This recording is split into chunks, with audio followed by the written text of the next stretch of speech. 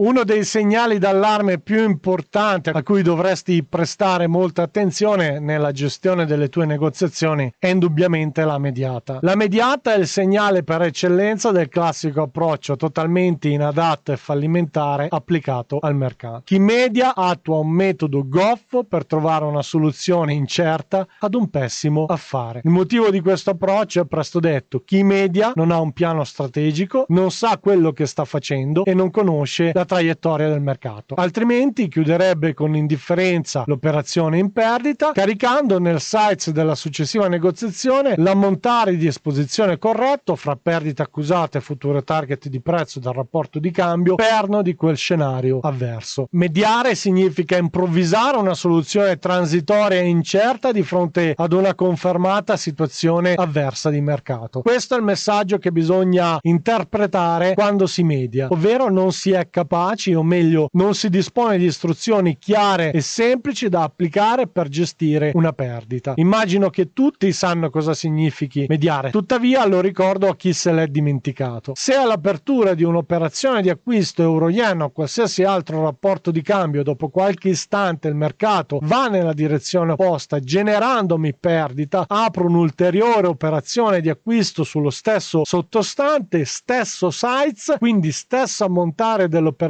precedente ma prezzo differente stabilito dal ribasso del mercato al fine di compensare la perdita che sto accusando, io sto semplicemente mediando. Mediare significa abbassare e alzare il prezzo della propria esposizione a seconda dei casi sfortunati di acquisto o vendita, con lo scopo di trasformare un errore in una soluzione. Ovviamente, se va di fortuna, la mediata produce effetti positivi, consentendo effettivamente di abbassare o alzare il prezzo medio di carico, consentendoti ad un successivo rimbalzo della quotazione di chiudere quella situazione avversa con il minore dei mali possibili. Tuttavia, in mancanza di un recupero da parte del mercato, l'effetto conseguito si rivelerà disastroso. Il risultato ottenuto sarà un'ulteriore perdita che costantemente cresce a dismisura, non solo in funzione ad un prezzo medio di carico assai distante dal valore di mercato attuale, ma anche e soprattutto dalla contabile di ulteriori costi commissionali di mantenimento, swap, spread, che allontanano il tuo prezzo di apertura. Dietro alla mediazione progressiva del prezzo di un pessimo affare si nasconde la propria incapacità nel gestire anche situazioni di profitto. Se io non sono in grado di gestire una perdita, non sono neanche in grado di gestire un profitto. Se io in una situazione avversa di mercato non sono capace di scegliere quale strumento mi consentirà il rapido recupero, in una situazione di vantaggio, quindi di profitto, non sarò in grado di scegliere il rapporto di cambio che mi permetterà di incrementare ulteriormente la mia performance. E questo nasconde un aspetto cruciale del proprio modus operandi. Si è reattivi, quindi passivi a determinate situazioni di mercato dove casualità, conosciuta anche come fortuna, vincola i propri risultati, a differenza di un atteggiamento proattivo che impone una ricerca costante di miglioramento del proprio approccio sul mercato, sia in contesti avversi che soprattutto in quelli favorevoli. Sono io l'artefice dei miei risultati, non è il mercato a determinarli. Chi media sta semplicemente improvvisando un metodo per procacciarsi ulteriori perdite. Quando un gestore inizia a mediare, manifesta la propria intolleranza alla perdita e nella sua assurdità è convinto che ulteriore rischio ricompensi le inefficienze del suo metodo. Non solo manifesta la sua totale incapacità, ma la sua sprovvedutezza vincola le sue scelte di mercato. Se non va bene questa negoziazione, riprova con un'altra. E tutto questo perché ignora l'esistenza di più metodi per gestire passivi e soprattutto attivi. In caso di avversità di mercato, per lui l'unica soluzione è quella di seguire il mercato nella sua controtendenza, scommettendo denaro in qualcosa che già non sta pagando. L'unica strategia che conosce per recuperare è quella di mediare il prezzo fin tanto che il mercato o lo manda in margin call oppure lo salva ritestando i prezzi in cui era posizionato. Ma badate bene che anche se il mercato torni a ritestare i prezzi della prima apertura, i costi commissionali di mantenimento verranno comunque contabilizzati e quindi si è pagato per perdere. Quindi questo tipo di approccio può essere affidabile per affrontare il mercato? Esistono diverse strategie per recuperare una perdita, che va dal saggio utilizzo dello stop loss fino a sfruttare a proprio vantaggio il punto di equilibrio del mercato, ma qui stiamo andando già oltre l'argomento. Resta da chiarire che affidare al mercato le sorti del proprio conto, quindi della propria esposizione, è la cosa più stupida da fare. Oltretutto, quando tu hai intenzione di aprire la mediata, il mercato ti sta già facendo capire che sta andando da un'altra parte e tu non solo lo stai già pagando, ma gli offri un ulteriore bonus. Qui siamo di fronte alla follia pura. Sul mercato esistono 28 cambi che possono diventare 56 lavorando sul sintetico. Se poi nell'equazione mettiamo come variabile la leva, il numero ipotetico di soluzioni sovrasta indubbiamente il problema. Se in un rapporto di cambio ho una negoziazione in perdita, ho 27 soluzioni. Se preferisco lavorare sul sintetico perché voglio andare in modalità pro, ne ho 56. Se poi considero la possibilità di modificare la leva di ogni negoziazione considerando target e traiettorie, dispongo di un numero indecifrabile di commerci per recuperarne sostanzialmente uno andato a male. E queste sono le possibilità che solo il mercato Forex offre, perché solo questo mercato ha un alter ego matematico. Dal momento in cui ogni prezzo è calcolabile direttamente ed indirettamente, lo è anche la propria esposizione. Quindi la prossima volta che vedi qualcuno mediare, stai semplicemente vedendo qualcuno che conosce e applica solo l'unica alternativa perdente per gestire un'avversità di mercato. Ancora un attimino di pazienza e termino, ed è per questo motivo che consiglio l'ordine assoluto nella propria gestione commerciale secondo un profilo prettamente matematico. Primo, perché mediare, grigliare o andare al raddoppio moltiplica le proprie operazioni nella tabella ordine causando confusione, e secondo, perché ti sarà molto più semplice individuare il tuo livello di break-even point senza troppa difficoltà confrontandolo con quello del mercato. Quindi nel massimo ordine assoluto, poche operazioni fatte bene con un determinato criterio. Evita di aprire un numero indecifrabile di trade sullo stesso cross, allo stesso prezzo, con lo stesso size, altrimenti ti ritrovi con un'esposizione confusionaria e difficile da capire. Io lo so che alcuni non seguiranno un nulla dei miei consigli, per tutti gli altri sapete dove trovarmi.